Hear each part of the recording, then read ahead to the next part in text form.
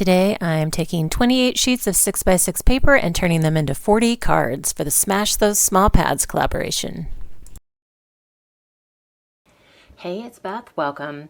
Today is Smash Those Small Pads, which is just a small collaboration I do with my friend Sarah, who's crafting and relaxing here on YouTube. And each month we pick a pad smaller than 12 by 12 and just work on using it up. This month I have been working on the Christmas Critters and Christmas Critter basic pads. I've used them for a whole bunch of other like Collab and hops and just other projects throughout the month. So I am down to 14 sheets in each of these, and I am going to try and use them up as my small pad. So the Christmas Critters, these are both, this is from Not Too Shabby Shop. And they're just really cute. So the Christmas Critters pad has like the fun critter images in it, you know, like variety of sizes and patterns. And then the Christmas Critter Basics is more of like your basics and solids. And then I also have a pack of the ephemera left. I started with 2 of these and I'm down to 1, and I think I've used some of it out of here, but I think most of it is still left. And then I also do have some like random scraps left of this one. So there are 28 sheets, and I thought something that would help me work through this really quickly is my No Scraps workbook, one for 6x6 pads. And I know you guys have seen me use this so many times, but it makes it so much easier. So I'm going to be using this again. And yes, it does call for 24 sheets, but there are quite a few sheets in here that would work well as solids. So you've got like some glitter patterns. I mean, even the plaid would work as, you know, a solid. There's another glitter. And then like this is actually a tone on tone red stripe. So there are quite a few patterns in here that I could actually use more as matting pieces. So I will find, you know, 4 of those that I want to put aside and use as matting pieces. And then I can, you know, work through the cutting guides for the 24 sheets of pattern paper.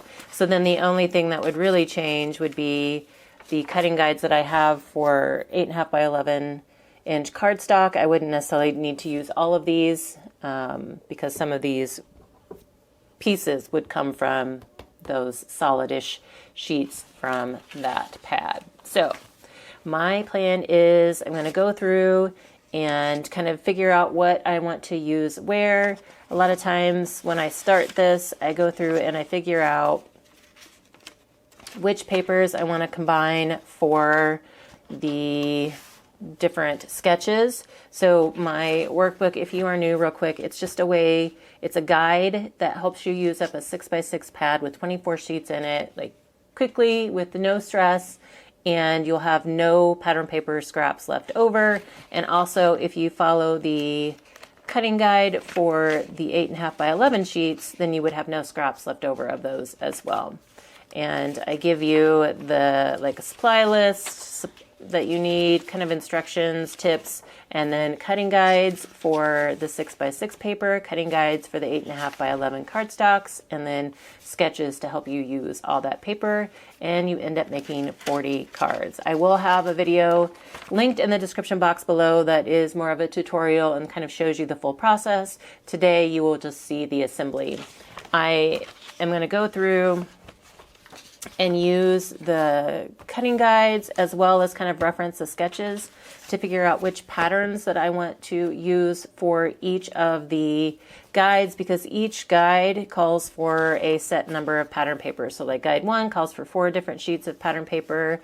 Guide 5 calls for 2 sheets. So it just kind of varies. So I like to go through and kind of plan this out just to make sure I don't get down to this last guide, which calls for 2 different sheets of pattern paper and maybe have 2 of the same patterns. Then it's harder to mix and match. So I will also at that same time figure out what I want to use for my matting layers, so then I can figure out, you know, which of these guides that I can, you know, eliminate or piecemeal So I will do that, and then I will get everything prepped and ready to go, and then come back with you and do the assembly. I'm not going to do the whole process with you, even, you know, sped up, just because it does take quite a bit of time, you know, multiple hours. And since this is a collab, I want you to be sure and hop over to Sarah, whose link is in the description box below, and see what pad she used up this month and what she decided to make. So with that being said, I'm going to go ahead and get some work done, and we'll be back to do the fun part of the assembly. I have cut down all of my pattern papers, as well as the 8.5 by 11 cardstock matting layers.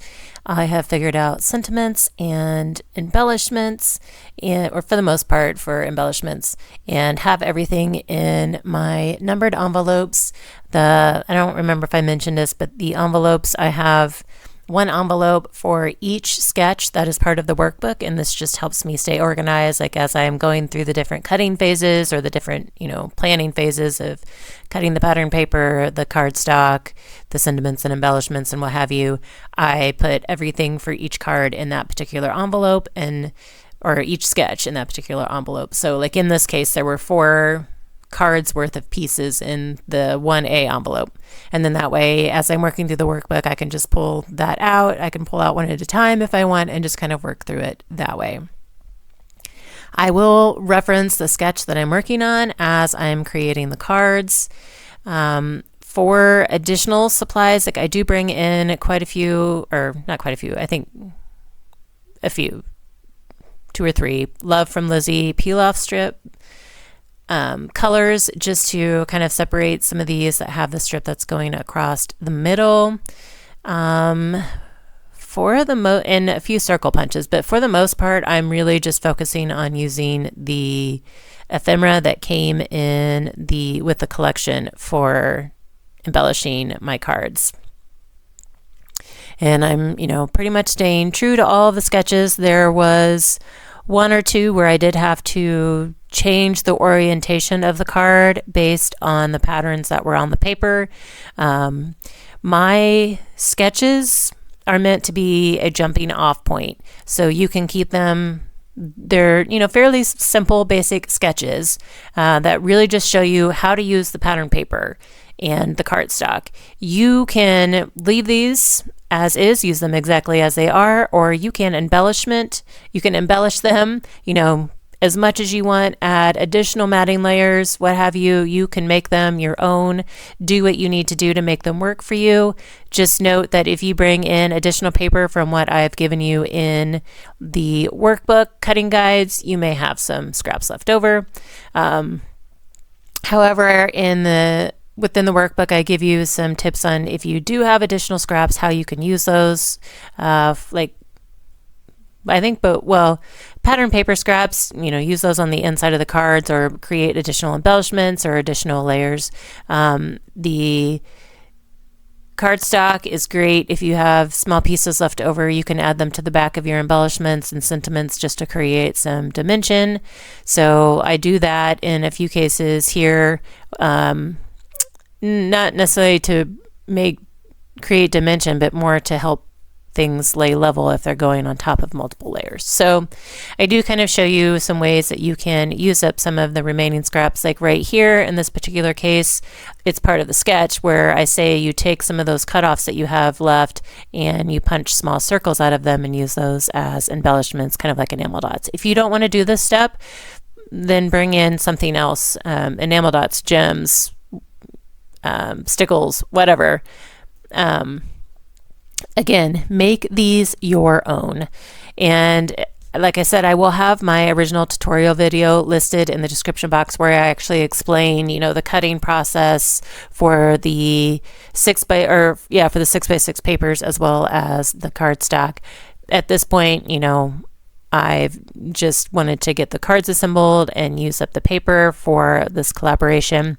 So again, please be sure to check out that description box below for Sarah's link for the workbook tutorial video and for any of the products that I used. I know that as of now, this Christmas Critters collection is no longer available on the Not Too Shabby shop, but they do have a ton of other cute Christmas collections that would work just as well, or use whatever you have on hand. These workbooks are about helping you use your stash and put it to good use.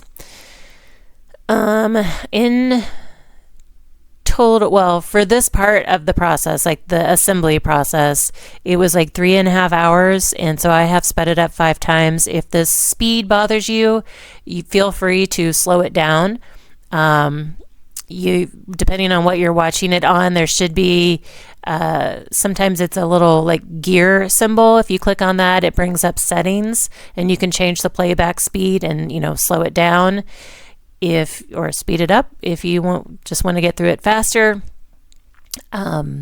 I am going to be playing some Christmas music, so if you're not ready to hear Christmas music, this is your warning. You can, you know, turn the sound off after I'm done talking and listen to something else, or just, you know, watch in the peace and quiet. But it is Christmas in July, and so I'm going all in with some Christmas music for the full vibe. Prior to the assembly, the process, I think, was like another couple of hours. If I remember correctly, like, it's been a while since I've done it or tracked the time from start to finish.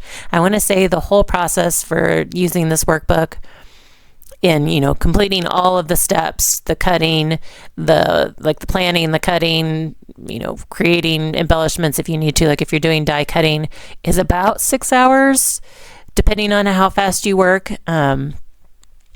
I tend to do assembly line. So when I start I cut all my papers down at the same times and put them in the appropriate envelopes, both the pattern paper, the cardstock, and then I go back through each envelope and figure out the embellishments and sentiments for each group of cards, you know, in their envelopes. And then I come back and, you know, and do the assembly. And you can see here, I kind of do an assembly line process for putting the cards together. Like I do, for the most part, I will do one step at a time for each card, and that just helps me work through it quicker.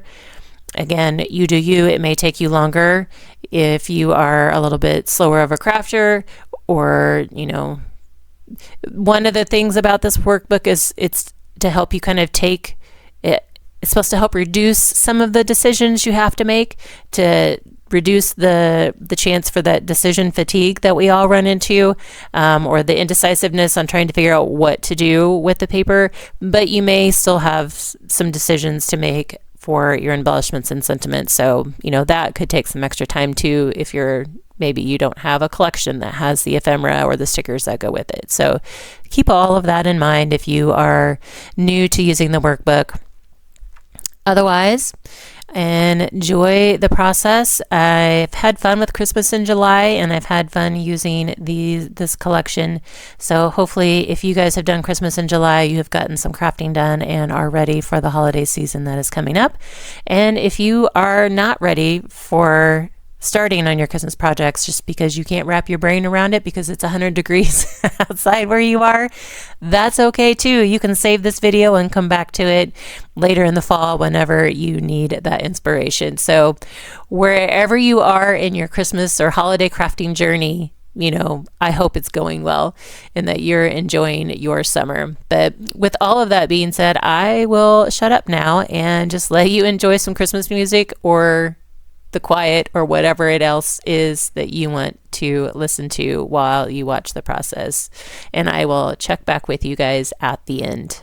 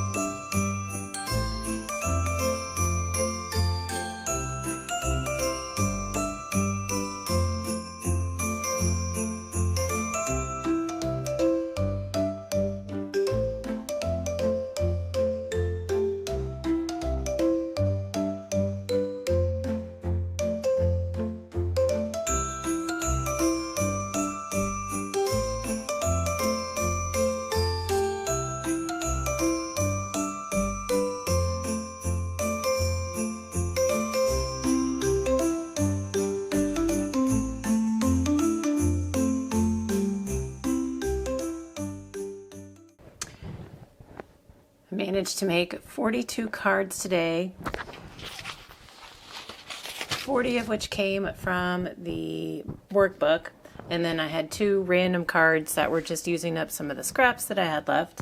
And then I did the 2 bookmarks that I will add tassels or yarn to them later on. Just wanted to get that paper used. So used up all of the paper from the 2 pads. These are what I have left from the pad covers. This one, you can tell I had just used the white side for die cutting some of the circles that I needed for some matting layers, and then this one is what I ended up using for the bookmarks. So technically this, I mean, it's not the paper, but it is from the pad. But I just thought, you know, since I had used this one, I'm like, oh, well, this would make a fun striped Christmassy, doesn't even have to be really Christmassy, I guess, bookmark. So used up every last bit. I did have some ephemera pieces left. I had 2 of the little bunny critters, and then the scalloped, 2.5 of the scalloped pieces, and then the lights, but I can always add those to something else. And then from the cardstock that I used for matting layers, this was all that I had left. I ended up not using this for some of the embellishments that my workbook had called for because I had some other smaller scraps that I ended up using. So pretty good. So 42 cards with this video. And then I have 28 other cards that I have made over the course of that month. So that makes, what, 70? Is my math right? 42, 28, 70.